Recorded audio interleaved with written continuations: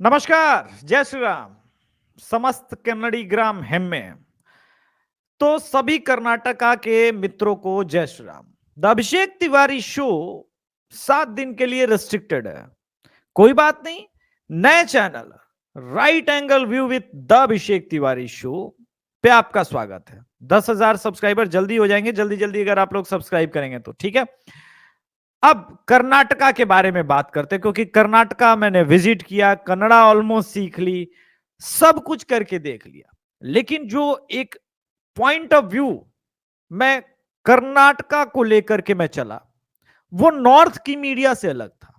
जैसे बीजेपी की लैंडस्लाइड हार हो रही है, वो मुझे नहीं दिखा। लैंडस्लाइड विक्ट्री भी कांग्रेस की नहीं दिखी। और जेडीएस अपनी जगह, हसन हो, मंड्या हो, ओल्ड मैसूरू का पूरा रीजन हो, जहां पे 57 असेंबली इलेक्शंस की सीट्स हैं। लेकिन अब कांग्रेस ने स्वयं सोच लिया कि वो चुनाव नहीं जीतना चाहती है। क्यों? क्योंकि आज से 4 महीने पहले जब हम कर्नाटका में गए थे, तो Congress Congress Congress Congress was everywhere. लेकिन अब कांग्रेस कहां है, यह समझना बहुत आवश्यक है। खास करके तब जब वो बजरंग दल को बैन करने की बात कर रही है, और इस इलेक्शन में बीजेपी के साथ साथ एक और नया विपक्ष स्वयं के लिए खड़ा कर लिया कांग्रेस ने, वो है बजरंग दल और वीएचपी, विश्व हिंदू परिषद। ये लोग डायरेक्टली इलेक्शन में कभी भी इंवॉल्व नहीं होते थे, लेकिन इस बार कर्नाटका के चुनाव में ये इंवॉल्व हो गया। और इसको आमंत्रण बीजेपी ने नहीं दिया, कांग्रेस ने दिया। कांग्रेस का मैनिफेस्टो जलाया जा रहा है, एक स्विंग समझते हैं जो बदल गया पूरी तरह से। और फिर आपको मैं एनालिसिस करके बताता हूं कि चल क्या रहा है इस वक्त कर्नाटका में, अब जब मात्र 3-4 दिन वोटिंग हमसे दूर है। ये स्वराज्य का सबसे पहले एक आर्टिकल है, लेकिन आर्टिकल में मेन जो है वो हम ये समझेंगे कि प्रदीप भंडारी जी ने एक ओपिनियन पोल दिया, जो कि कर्नाटका कन्नड़ चैनल के लिए भी, और उनका जो अपना टीम है जन की बात जिसके लिए वो करते हैं प्रदीप जी, उनका पोल ये कहता है कि बीजेपी 100 से 100 to 114, Congress 86 to 98, JDS 20 to 26 और अदर 0 टू 5। ये पोल पहली नजर में मुझे बड़ा एक्यूरेट लगा। अभी तक मैंने अपना पोल नहीं खोला है अपडेटेड, लेकिन ये क्यों लगा? देखिए, इन्होंने जेडीएस को जो 20 टू 25 दिखा रहा है, बीजेपी तभी ऊपर अब जाएगी जब ओल्ड मैसूर रीजन में बीजेपी बेटर परफॉर्म करे। उसके पास कोई और ऑप्शन नहीं है। लेकिन दूसरे पोल्स की तरफ हम जाएंगे, उससे पहले एक चीज समझें कि coastal area, central Karnataka, Kittur Karnataka, अगर इन सबको मिला है तो कुछ एंटी इनकम्बेंसी थी। लेकिन क्या अब पूरे इलेक्शन का जो कैंपेन मोड है वो एंटी इनकम्बेंसी रह गया है? महंगाई, गैस सिलेंडर, फलाना ढिमकाना, उस मुद्दे पे बात हो कहां रही है? कांग्रेस स्वयं को डिफेंड करते करते यहां पहुंच गई कि एक और हनुमान जी पे विवादित बयान रणदीप सुरजेवाला ने दे दिया। बीजेपी इस पूरे मौके को इनकैश करना चाहती है, और नहीं चाहती है कि चुनाव तक टॉपिक जो है बजरंग दल और बजरंग बली से बदले। नरेंद्र मोदी जयकारा लगा रहे हैं, बजरंग बली की जय, बजरंग बली की जय। यानी कांग्रेस ने जो सेल्फ गोल मारा है, नरेंद्र मोदी समझ गए हैं कि उनकी पीठ पे बैटिंग किया जाए। लेकिन इन सब से इतर मैं तो एनालिसिस करता हूं, और वो देखना पड़ता है कि क्या बीजेपी का ओल्ड मैसूर रीजन में वोट शेयर जो इंक्रीज हो रहा है, वो इतना इंक्रीज हो रहा है कि वो सीटों में कन्वर्ट करे। तो देखिए, हमारे हिसाब से जो अभिषेक तिवारी का, चूंकि अभी मेरा पुराना चैनल नहीं है, टीम नहीं है, तो टीम तो है लेकिन वो कर्नाटक में है, तो मैं उतना ग्राफिक्स नहीं दूंगा, आपको एक्सप्लेन कर देता हूं। जो हमारा एनालिसिस है, बीजेपी अभी भी हमारे हिसाब से 95 टू 101 के ही आसपास है। कुछ बजरंग बली का मुद्दा जो है वो बहुत टेकअप करने के बावजूद कन्वर्ट नहीं कर रहा है। जी, मैं बड़ा टेक आपको देके रहा हूं। अभी तक सेंटिमेंटल रूप से कुछ बेंगलोर अर्बन में थोड़ा सा एक सीट और बढ़ सकता है, कोस्टल एरिया में 16 के आप 16 रहेंगे, वहां तो इंक्रीज होना नहीं है। कित्तूर कर्नाटक में भी आप इंक्रीज करने के पोजीशन में तो है नहीं, वही सेंट्रल कर्नाटका में स्थिति है। तो इंक्रीमेंट नहीं हो रहा है, लेकिन स्विंग है। अब इस स्विंग में होता क्या है कि इस स्विंग को अगर बीजेपी ठीक से संभाल पाया उसका कैडर, तो ये 100 सीट्स जो मैं दे रहा हूं 100 के आसपास का, ये पहुंच सकता है 112 तक। आई एम नॉट डिनाइंग कि बीजेपी मेजॉरिटी में नहीं जा सकती है, लेकिन ये सब कुछ एग्जिट पोल के दिन बात करेंगे। आज हम ये समझेंगे कि कांग्रेस जो कि 4 महीने पहले 110, 112, 105 सीट पे दिख रही थी, वो अब फर्स्ट मतलब सिंगल लार्जेस्ट पार्टी नहीं बन रही है, ये मैं कह सकता हूं। और अगर कांग्रेस सिंगल लार्जेस्ट पार्टी नहीं बन रही मतलब हार रही है, वो ये हार माना जाएगा, क्योंकि आप ये मैच जीत चुके थे, ये ऑलमोस्ट जीता हुआ डन एंड डस्टेड इलेक्शन था आपके लिए, फिर आप कहां हारे।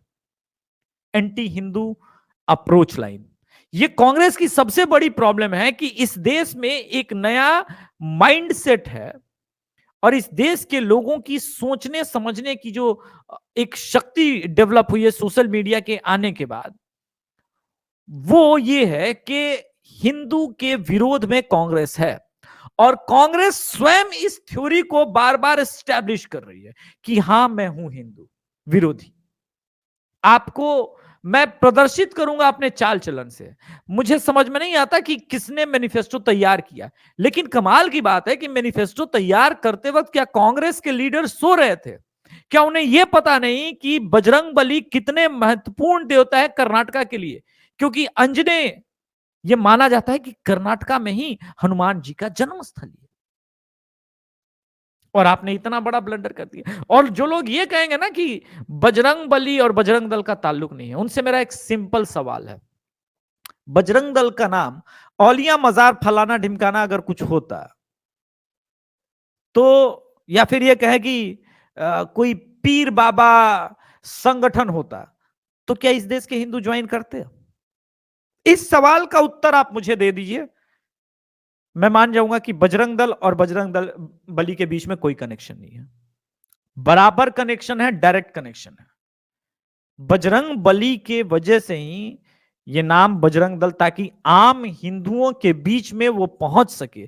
क्योंकि हिंदुओं के घर में, मैं हमेशा कहता हूं, आप स्वयं ये सर्वे कर सकते हैं, इसके लिए आपको सेफोलॉजी की जरूरत नहीं है। आप आसपास चले जाइए, सामने वाले के घर में रामचरितमानस, वेद, पुराण, महाभारत ना मिले, लेकिन हनुमान चालीसा जरूर मिलेगा। ये कनेक्ट है, और इस कनेक्ट को लोग समझ नहीं पा रहे हैं, खास करके कांग्रेस के न तो कार्यकर्ता समझ पा रहे हैं, न कांग्रेस की टॉप मोस्ट लीडरशिप। कांग्रेस की टॉप मोस्ट लीडरशिप समझेगी कहां से? उनको प्यार जो है ना वेटिकन सिटी से कुछ ज्यादा है, और वेटिकन सिटी वालों को लगता है कि भाई वही सर्वश्रेष्ठ है, वही महान है, और जो समझते हैं वही भारत की जनता भी समझती है। ऐसा नहीं है। इसीलिए ये चुनाव डन एज डस्टेड था, बिल्कुल जीता हुआ था, जिसको एक ऐसे लाइन पे खड़ा कर दिए जहां से बीजेपी या तो सिंगल लार्जेस्ट पार्टी तो बनेगी बनेगी, या फिर वो लाइन क्रॉस करके सत्ता के करीब है। चलिए एक और पोल और इसके बात करेंगे। ये बड़ा जबरदस्त आर्टिकल है व्योन का, इस व्योन के आर्टिकल को भी आपके सामने में रखता हूं। आप देखिए, ये 5 मई का एक आर्टिकल है, Karnataka election 2023, who is ahead? 3 pre poll survey suggest victory for Congress. लेकिन इसमें सबसे बड़ी बात क्या है, ये 3 प्री पोल जो है, ये कौन कौन है? ये जो प्री पोल है इसमें सी वोटर है, सी वोटर, हिंदुस्तान टाइम्स, ये दोनों बता रहे हैं कि शायद बीजेपी जो है वो 74 to 86 और कांग्रेस 107 to 119। पर यहां एक झोल है बाबा। आप कहेंगे कि अभिषेक सर झोल क्यों है? यस, देखिए, किसी भी आप पोल को जब करते हैं तो उसका सेंटिमेंट समझते हैं।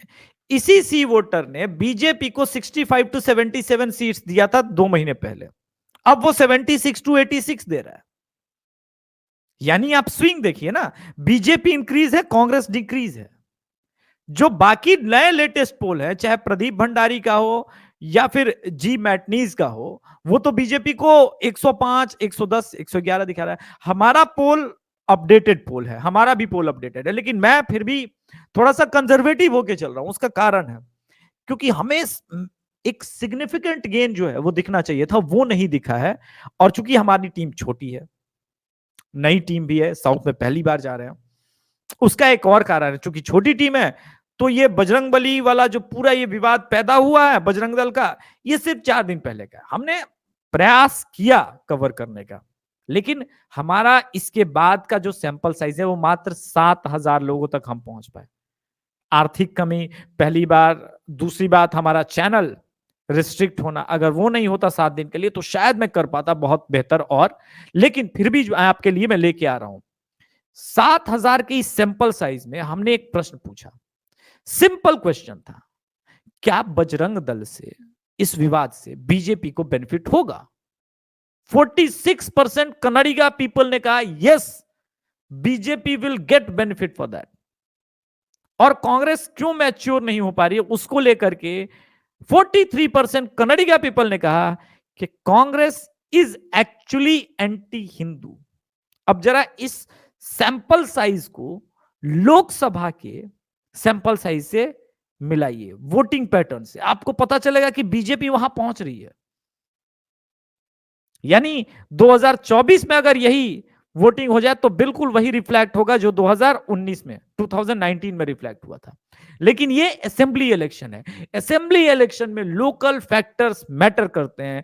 टिकट कटना, विधायक का एंटी इनकम्बेंसी, रेबल का खड़ा हो जाना, रेबल के साथ साथ कैडर शिफ्ट होता है, कुछ रेबल्स जेडीएस से खड़े हैं, कुछ कांग्रेस से खड़े हैं, ये भी बीजेपी को डेंट थोड़ा बहुत तो कर ही रहा है। अब नए फैक्टर्स जो बीजेपी के लिए प्लस पॉइंट साबित हो रहे हैं कि 52 नए चेहरे, जो एंटी इनकम्बेंसी थी वो शिफ्ट हो रही है। लेकिन कर्नाटका के लोगों का मानना है कि बीजेपी में बोमई उतने करिज्मेटिक नहीं है जितने बीएस येदुरप्पा थे। हालांकि दोनों सेम समुदाय से लिंगायत है, लिंगायत इज वेरी नेशनलिस्ट। अगर कोई, मेरा ये व्यक्तिगत रूप से मानना है, अगर खड़गे जी या सिद्धरमैया जी का स्टेटमेंट था उनको लेकर के बेईमान होते हैं, ये पर्सनली मैं लिंगायत नहीं हूं, लेकिन मुझे इस बात ने पीड़ा पहुंचाई है। क्यों आप एक कम्युनिटी को इस प्रकार से कह सकते हैं? क्या क्या यही बात मुसलमान या किसी क्रिश्चियन के लिए वो कह सकते हैं? नहीं कह सकते ना। फिर लिंगायत के नेशनलिज्म पे सवाल क्यों, जबकि वो हार्डकोर नेशनलिस्ट है? उनके नेशनलिज्म पे अगर आप प्रश्न चिन्ह उठाते हैं तो आप इंडियन नहीं है, ये गलत बात है। इनफैक्ट मैं ये कहता हूं कि पूरे कर्नाटका में जो लोग हैं किसी भी समुदाय के, आप किसी के भी नेशनलिज्म पे अगर सवाल उठाएंगे, अनटिल अनलेस प्रूवन फैक्ट हो, तो आप गलत कर रहे हैं। मैंने कभी ये नहीं कहा कि 100% मुस्लिम्स जो है वो एंटी नेशनल है ना। मैंने कहा है हमेशा, पीएफआई और फंडामेंटलिस्ट जैसे जो लोग जुड़ जाते हैं एक बार, वो लोग हैं, वो लोग बना देते हैं। गांव में आपको आज भी कई मिल जाएंगे ऐसे मुसलमान जो बजरंग बली के भी मंदिर के पास से जाएंगे तो एक बार प्रणाम कर लेंगे।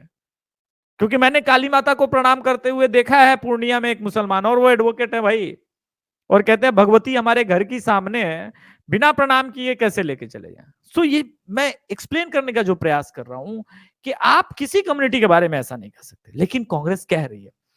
उसके बाद नरेंद्र मोदी फैक्टर, नरेंद्र मोदी का एक फैक्टर है, करिश्मा है, और नरेंद्र मोदी ही इस जहाज जिसको कहते हैं बीजेपी का जहाज है उसको उड़ा के लेके जाएंगे या पानी में तैरा के लेके जाएंगे, लेकिन डूबने नहीं देंगे। इस बात की गारंटी अब कर्नाटका के लोग ही दे रहे हैं कि Narendra Modi is Superman for Indian politics, और ये चीजें हो रही है। सो लेटेस्ट डेवलपमेंट जो है, हम ये कह सकते हैं कि चलो 95 टू हमने अभी 101 ही दिया है, थोड़ा कॉन्शियस है, लेकिन इस पोल में एक बात है डेवलपमेंट के अनुसार कि बीजेपी अगर यहां से 10 सीट ऊपर चली जाए तो आप ये मत कहिएगा कि पोल अभिषेक भैया गलत हो गया, क्योंकि हम ये मान के चल रहे हैं कि इस ब्लंडर्स के वजह से इस बात की पॉसिबिलिटी है। लेकिन आज इस वक्त अभी भी मेरे हिसाब से, हमारी टीम के अनुसार से, एटीएस जेडीएस पोल के हिसाब से बीजेपी अभी भी 95 टू 101, 100 टू 103 के आसपास ही है। यानी ये इलेक्शन एग्जैक्टली वहीं खड़ा है जहां पे 2018 का इलेक्शन खड़ा था। धन्यवाद। जय श्री राम, मां भारती आप सबका कल्याण करे। लेकिन मैं पत्रकार तो हूं नहीं, मैं तो धर्म और अधर्म के बीच में खड़ा हुआ इंसान हूं। मेरा नाम है अभिषेक तिवारी, सनातन से मेरा प्रेम है। तो मैं कहूंगा कि अगर आप कन्नडिगा हैं और आप चाहते हैं कि आपके देश में, आपके आसपास केरला फाइल या केरला स्टोरी जैसी चीजें रिपीट ना हो, तो कांग्रेस आपके लिए डेंजरस है। आप गैस सिलेंडर अफोर्ड कर सकते हैं 1100 रुपए का, मैं जानता हूं। आपकी बेटी अगर उसके साथ भाग जाए या आपके परिवार पे आंच आ जाए तो आप अफोर्ड नहीं कर पाएंगे। कांग्रेस ने वो संकेत दिए हैं कि वो अगर कर्नाटक में आ जाएगी तो ऐसी चीजें बनेंगे, ऐसे हालात बनेंगे। जय श्री राम, मां भारती आपका कल्याण करे।